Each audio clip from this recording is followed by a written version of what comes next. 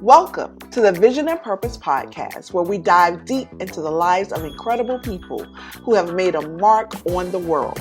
Join us as we explore the journeys, stories, and passions of individuals who have achieved extraordinary feats, shattered barriers, and inspired us all. And now your host, Dr. Sharon H. Porter. Hello, and welcome to Vision and Purpose Podcast. Today, we are featuring Sunni and the City, midday host for WHUR 96.3 in Washington, D.C. It is such a pleasure to have you as a guest, Sunni. Welcome. Thank you so much for having me. I'm excited to be here. Absolutely. And I want everyone to know who you are for those individuals who are not in the Washington, D.C. area or who have not had the pleasure of meeting you. Can you start out by just sharing a little bit about yourself and actually how you got started in this radio world? Oh my gosh, it's such a long story, but I love to talk about it. I will try and keep it short. So I grew up in Bosnia, and I was in refugee camps during the war, and I got sent to America. Actually, my anniversary is coming up January 29th. It's going to be 27 years. So I got here right before my 13th birthday. And that was Detroit in 1997, and didn't speak any English. Learned English in 6 months. So by the time I started 8th grade in August, I was fluent. And then I got into radio when I was 18, and I have been here, 22 years this year. So I worked in Detroit for FM 98 WJLB. I was the host of the Quiet Storm there, which is crazy because I'm so hyper.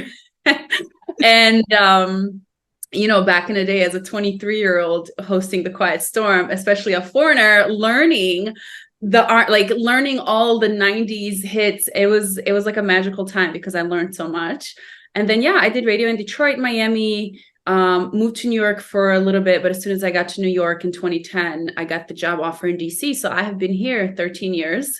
I do middays at 96.3 WHUR. Also, I'm a Fox 5 contributing host. I've been there for 7 years doing TV, and I'm just having the time of my life here in Washington. I love it. Oh my goodness. Now, I do know that you are actively involved in giving back to the community. You were very instrumental to the success of the Million Paths Foundation Community Give Back this past holiday season. Could you share some of the other initiatives or projects that you've been a part of, and why is community involvement so important to you? Yeah, for me, I just feel very blessed to be in a position that I'm in. I have an amazing career and an amazing job where I feel that, you have to support the community that supports you, right? It's, I can't just go and do my job and talk for 4 hours and then go home and do nothing, especially when you have a platform. So for me, it's just, has always come natural. I think also simply because of the way I grew up, right? I, grew up literally knowing what it's like to not have a pair of shoes, to what it's like to sleep on the street, to what it's like to be amongst violence.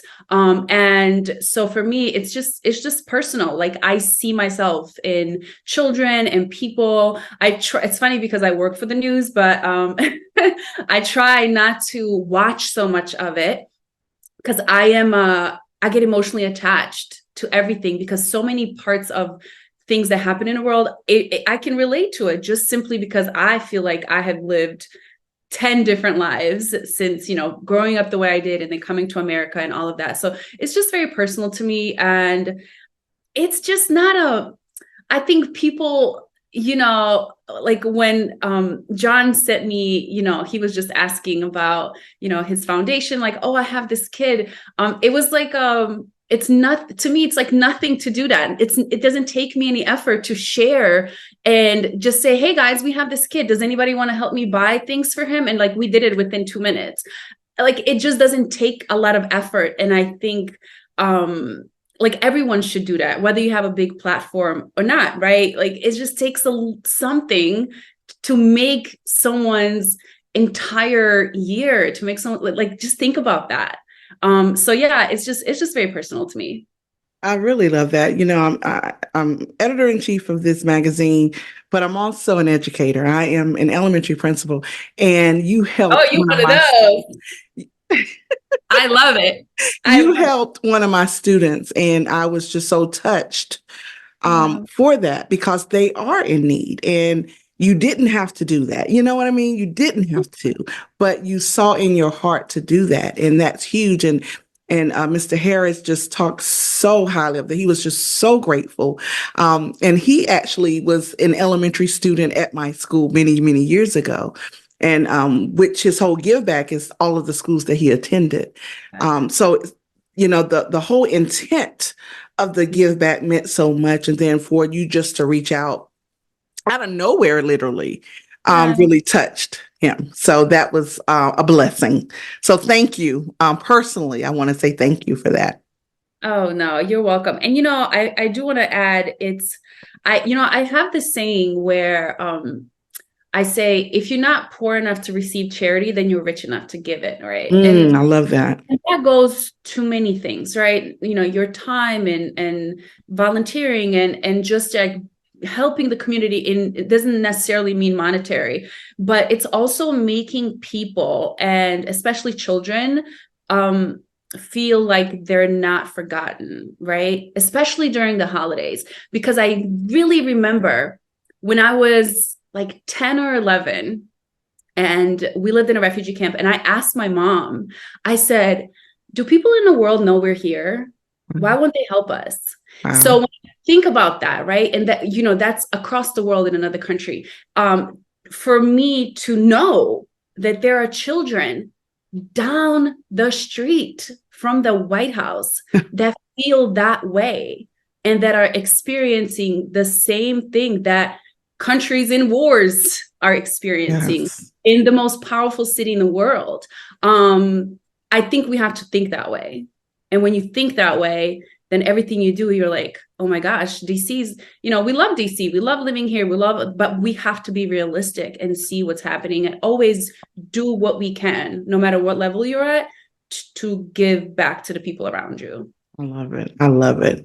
Now, striking a balance between entertaining content and social responsibility, I know sometimes probably can be challenging. How do you manage to keep your audience engaged while addressing these community issues? Yeah. I have this thing, especially on air. Every day I think about what I want my audience to take away from my show, right? I do feel that there's so much happening, right? So I want to make sure that I'm not going to have you walk away from my show feeling like the world is crumbling. It has to be optimistic, because we have to have faith. We have to have a feeling and a vision of that things will be better and do better. So it's like, I try to share, encourage, entertain, all at the same time, because I feel like I don't want to be a Debbie Downer, but I also have a responsibility, right? So it's like always being very careful of how I present my content, whether it's on social media or on air and to my listeners and on Fox, to do that, because, I'm like, I'm not CNN. Every story can't be a murder, a carjacking, but also I have to let people know when you walk outside, this is what's happening. So it's a delicate balance that I think about every day, and every day is new and every day is special, and I curate it that way. Awesome. And with influence comes responsibility, and I always say that and you mentioned it, when you have a platform, I feel that there's a duty for responsibility, right? And so your involvement in community service serves inspiration to so many. How do you encourage, though, your listeners to get involved and to be a positive impact in the community? Yeah, I have a feature on my show at the end of the show every day at 2:50 on WHUR. It's called the Sunni's WHUR Super Friend of the Day. So every single day, I highlight someone here in the DMV that's doing great things. And especially through that, right? I want people to know that every single thing that you do matters. So whether it's big or small or has a huge impact on many people or just on one person, right? Because think about it, if every single person did what they could for someone, collectively, we can make this huge impact. So this feature is literally my favorite thing because it's so many people here that do great things. And I just want like the world to hear it because I'm like, you see, like it's literally me. Sometimes I have a moment where I turn from, the radio host to just me, Sunny. And I'm like, do y'all see this? Like everyone's so amazing. You have 94-year-olds that are volunteering and doing and helping the youth, and you have the youth helping the elderly. And I think that, just hearing that, I think it gives inspiration. I hope that people will hear it and say, you know what did I do today? How did I change the world today? Even if you made someone smile. And that was the big thing for me. I used to always feel that, being in an entertainment industry, it's very shallow. We talk about celebrities and things. And then I realized that if I do, like I talked about, that really good balance between being socially responsible and still entertaining and still being fun and funny, but still also, giving the people hope in the community. I realized, I said, oh my God, that's my purpose. Like, I was always thinking about it. And all along for the past 22 years, it's actually been there. And I never even realized it. And it used to really bother me. I would sit and think so hard, like, why? What is this? I'm talking about this. And I had a woman walk up to me. This was many years ago. And she said, I hate my job and I just go to work. But when I put on my headphones and I listen to you, you just make me so happy. And I'm jamming and I'm listening and I'm learning. And I was like, oh my God, that's my purpose. So it kind of like ties it all together. Wow. I love that. Absolutely love that. Yeah. So for those who aspire to be a radio personality, to be in the media, what advice do you have for becoming not just a successful radio personality, but one who has a positive force in the community? Yeah.